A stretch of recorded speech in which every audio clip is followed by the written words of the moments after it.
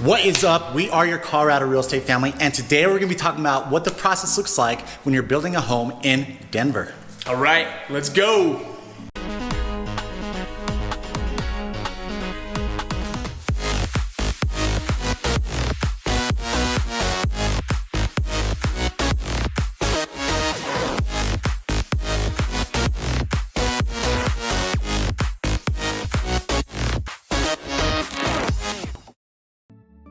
If this is your first time watching, Pete Sweeney here, and we've got a guest, Will Newman over here. He's going to help us walk through the process of building a house in Denver. So if this is your first time watching us, what we'd like to do in this channel is cover Denver and all of its surrounding areas, be your boots on the ground experts. So if that's something that's appealing to you, go ahead and hit that subscribe button, the little notification bell, that way you're notified every single time we put out a video. Also, if you're looking at purchasing real estate in the state of Colorado today, most likely Denver, we're going to throw the phone number below right there. Give us a call and Chelsea will be the one answering that phone call.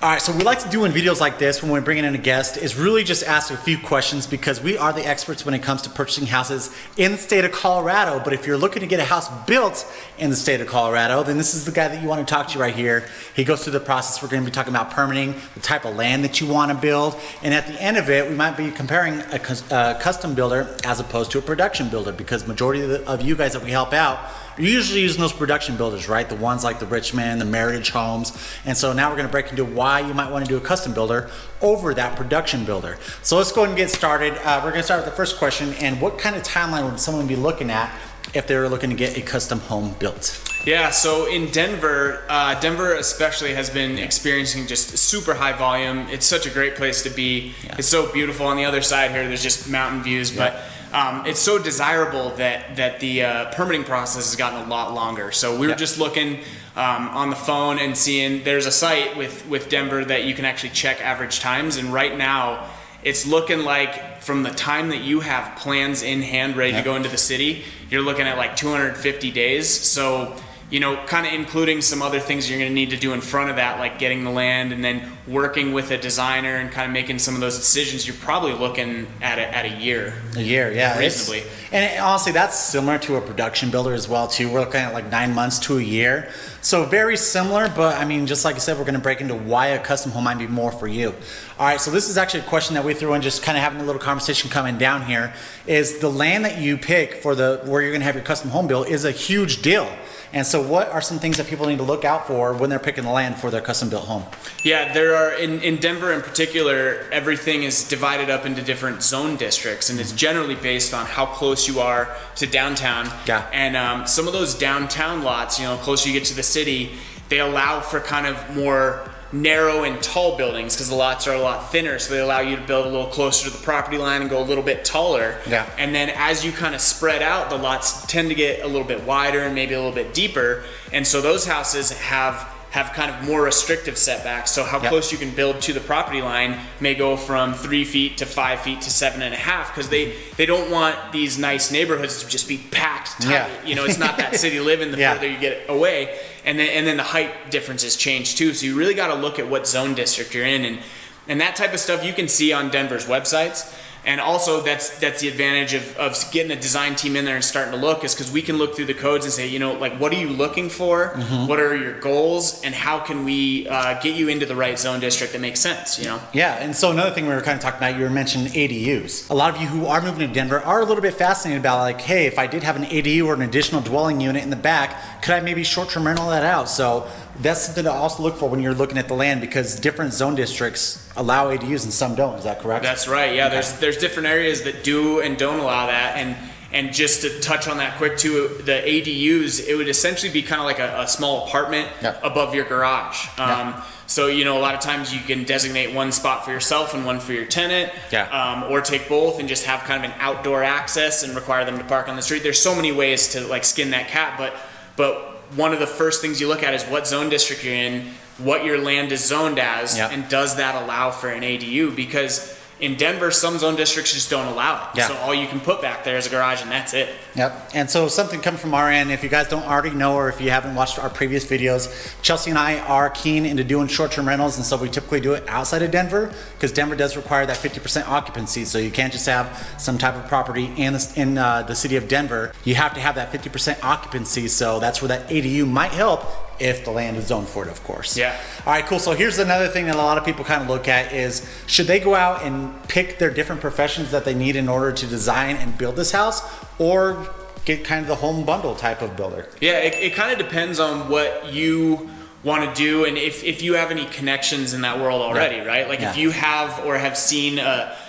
have a friend that's an architect or a designer, or you've seen companies and think, man, that person's vibe, the way they design, I really like that, then you can approach those. But not a lot of people have those, so you kind of have to look at where you want to go with that. And then for us, picking your own kind of subcontractors, you're going to have a lot of people involved. You're going to have the architect and the designer, so they're going to be creating the form of the house, but then you need a structural engineer. They're going to make sure that house stands up and doesn't fall over and nothing caves in.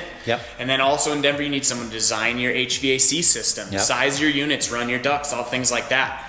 You're required to get a soils test where they come out and they actually take samples of your land to know what the bearing pressures are and what that soil can handle, as well as a land survey. Denver's very particular about knowing the exact extents of your lot so that you don't build over certain lines. And so you're going to have a lot of subcontractors rolled into one. So if you can find that one-stop shop like that designer, people like our company, we can incorporate all of that as a part of it and basically be the top of that pyramid. You deal with us, and then we coordinate with everyone under that umbrella. Okay, so you kind of mentioned your company. So one thing we're going to do for you guys is we're going to put a link to his company down below in this description.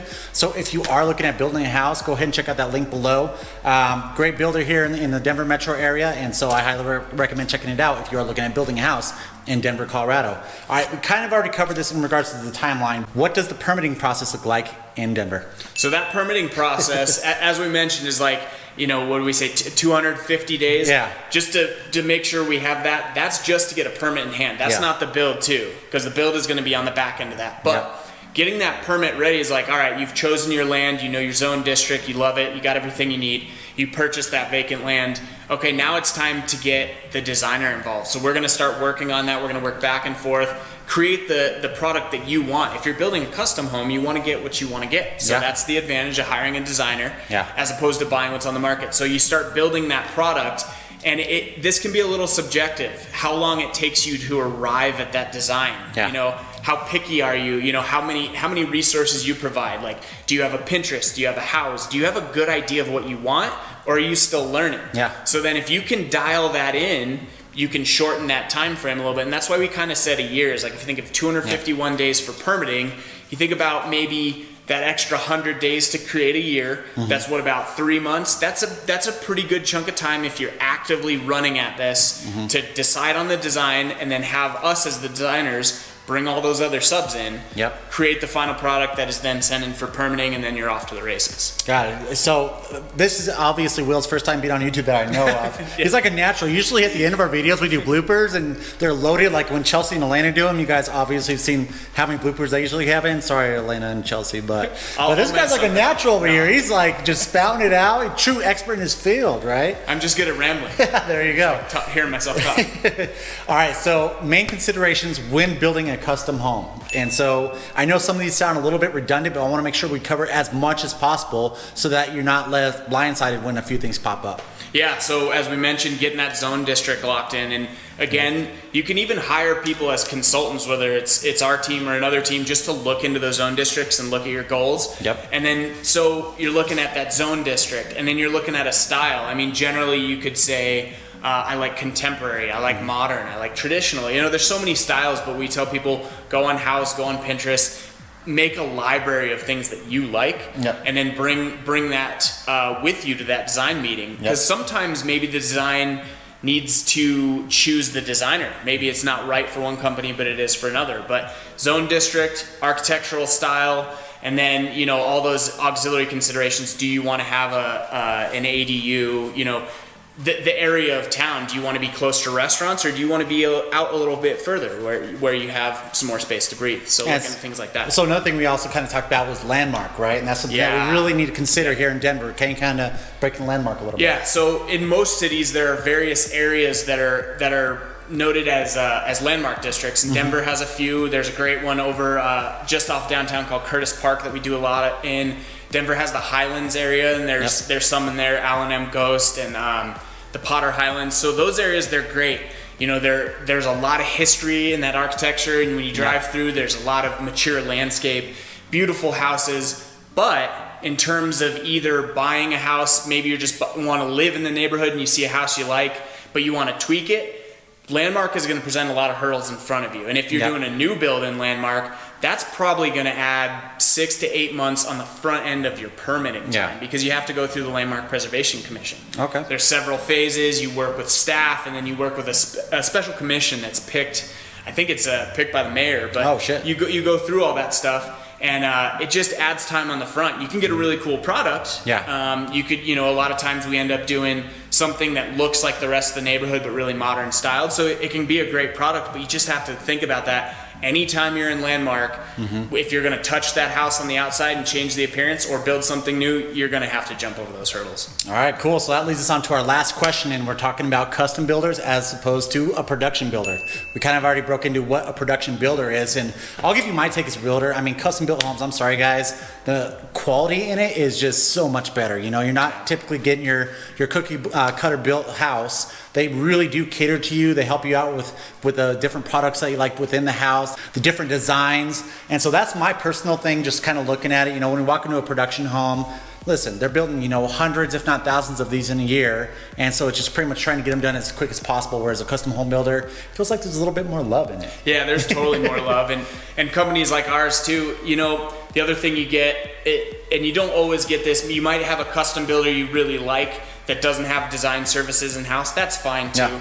You know, there's so many ways to go about this, but in particular, like you said, the custom builders, you know, they have a better name that they're trying to build. Like you said, the rest, you know, production builders just knocking them out. Boom, boom, boom, boom, boom. Subs come and go, whereas companies like ours, we use the same subs day in and day out because we know their quality. We know they're going to do a good job. And at the end of the day, our quality in our buildings is what gets us our business. They're sharp, they're clean, not a lot of little mistakes, you know, not a lot of kind of bad trim or just little things, So if you have that all under one umbrella, you know, design and building and even a custom builder, you're just going to get a better package for sure. I agree.